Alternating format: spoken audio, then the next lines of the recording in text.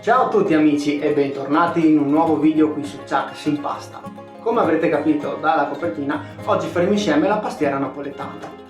Forse qualcuno di voi avrà notato che io non ho l'accento napoletano, ma bensì ho l'accento veneto. Ma quindi com'è che ho conosciuto la pastiera napoletana? Beh, semplicemente con il padre della mia compagna, che ha origini napoletane. E quando me l'ha fatta assaggiare è stato un amore a primo gusto. E infatti è da qualche anno che la faccio e mi viene buona, quindi ho deciso di condividere la mia ricetta con voi. E dunque oggi vi proporrò la mia versione.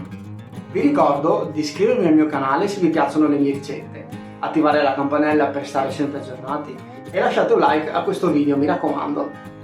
Che adesso vi mostrerò gli ingredienti per fare la pasta frolla. Venite.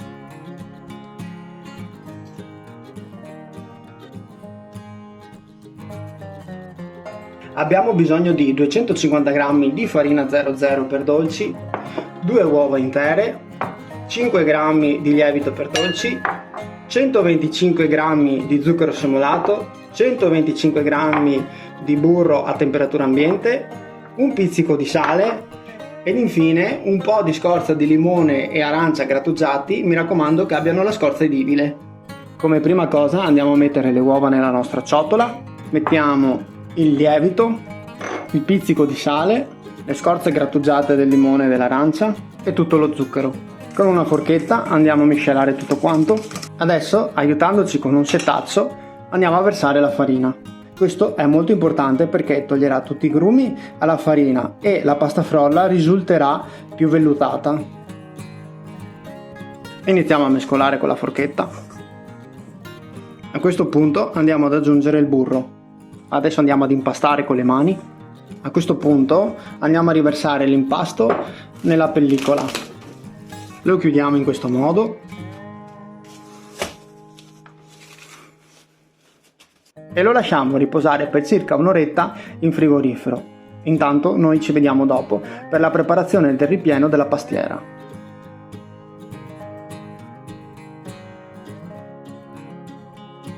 Ed ora vi dico gli ingredienti per il ripieno.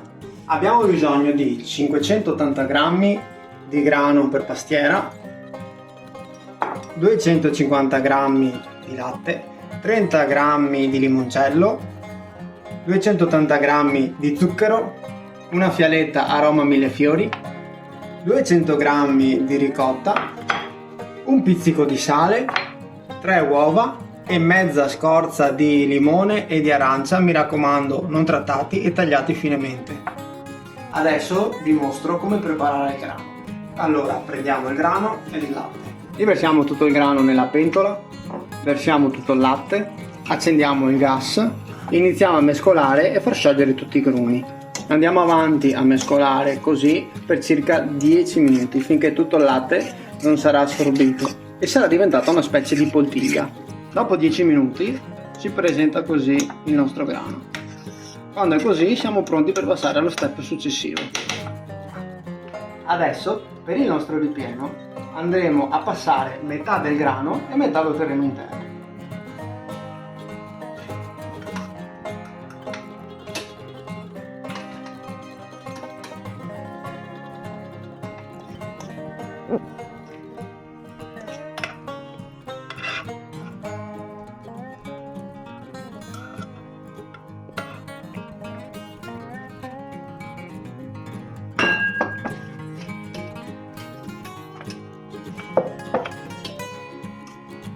Questo processo è importante perché ci aiuta a creare una crema più densa, vedete?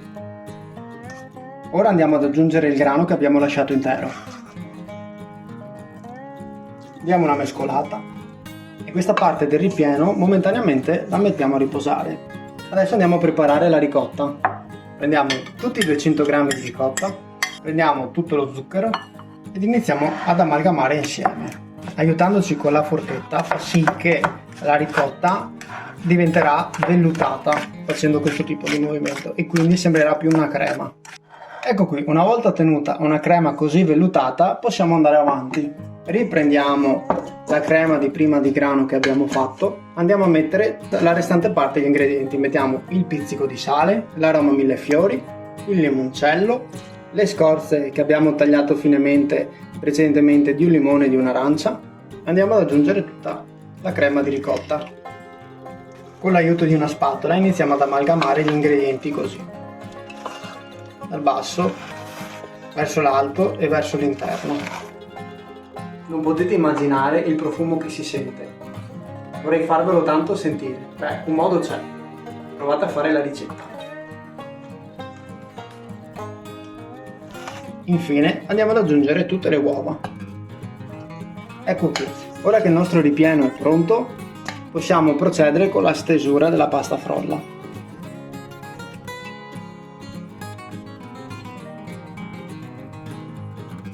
Dopo aver lasciato riposare per almeno un'oretta in frigorifero la pasta frolla, è arrivato il momento di stenderla. Utilizzeremo 2/3 per la base della pastiera. Con il rimanente andremo a fare le listarelle. Mettiamo un po' di farina sul banco di lavoro, 1/3 lo mettiamo da parte, aiutandoci con la farina andiamo a stendere la nostra pasta frolla. Dimenticavo, cosa importante, serve una teglia di diametro di 24 cm che dovrà essere imburrata e successivamente bisognerà mettere un po' di farina all'interno. La farina dovrà essere messa così e farla andare in giro per tutta la teglia. Questo fa sì che in cottura la nostra pastiera non si attacchi, aiutandoci con un mattarello, e lo infariniamo leggermente. Facciamo così con la pasta.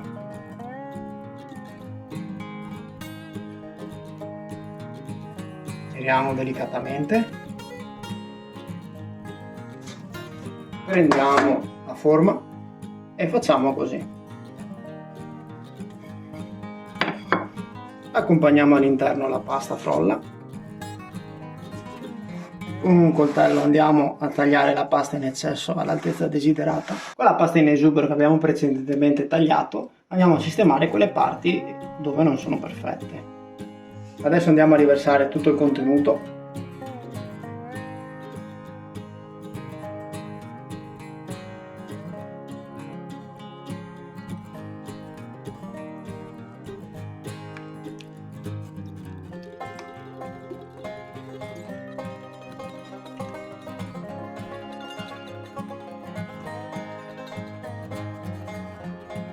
Mi raccomando, non fate come me, che mi sono dimenticato di bucherellare la parte bassa della pastiera prima di mettere la crema. Quindi mi raccomando, fatelo, perché questo fa sì che in cottura la base non si alzi troppo. Adesso andiamo a fare l'ultima parte, ovvero le listarelle. Prendiamo l'ultima parte di pasta frolla e la stendiamo.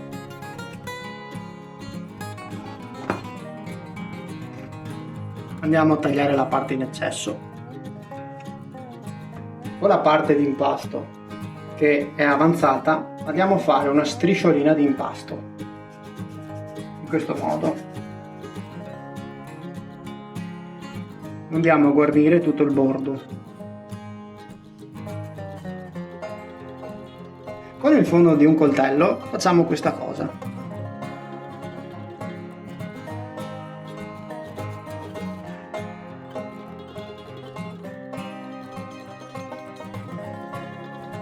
E finalmente è arrivato il momento di andare a infornare questa prelibatezza. Il forno è stato preriscaldato a 180 gradi con doppia resistenza sopra e sotto e la cottura durerà all'incirca 55 minuti. Andiamo ad infornare, mi raccomando, il forno mettetelo statico.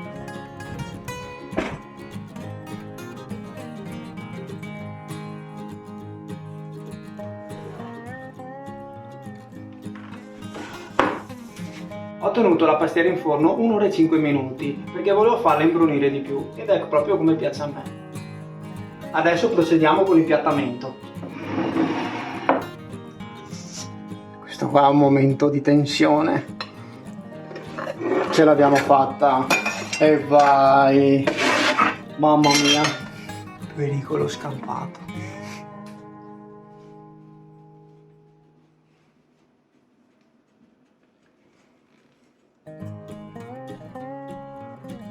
Guardate quanta voglia mi fa di assaggiare questa pastiera. Il problema, uno, è che è troppo calda. Due, è che più riposa, più diventa buona. Se la mangiate un giorno o due dopo che l'avete fatta, il gusto diventa ancora più intenso ed è una cosa stupenda. Io mi sacrifico fino a domani mattina, quindi domani mattina procediamo insieme e concludiamo il video con l'assaggio.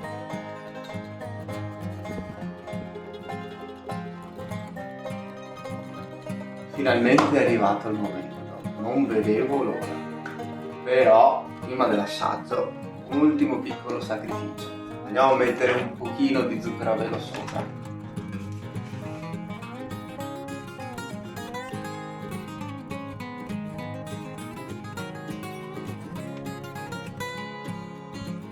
Ora andiamo a tagliare la nostra pastiera.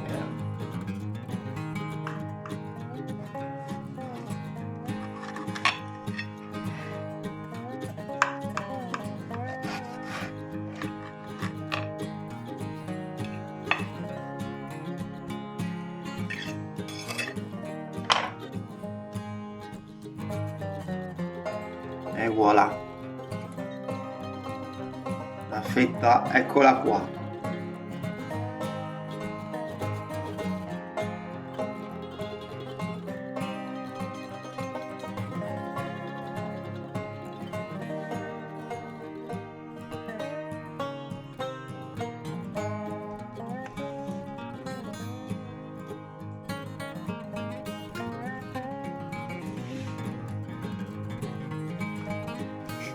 È buonissima ragazzi, questo penso che sia uno dei miei dolci preferiti. Mamma mia che buona, dovete assolutamente provare questa ricetta, mi raccomando, mi lasciate un like.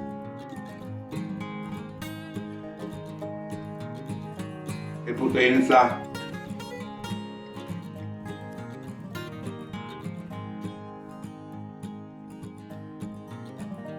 Concludo il video dicendovi che il prossimo video sarà sulla colomba, quindi mi raccomando, stay tuned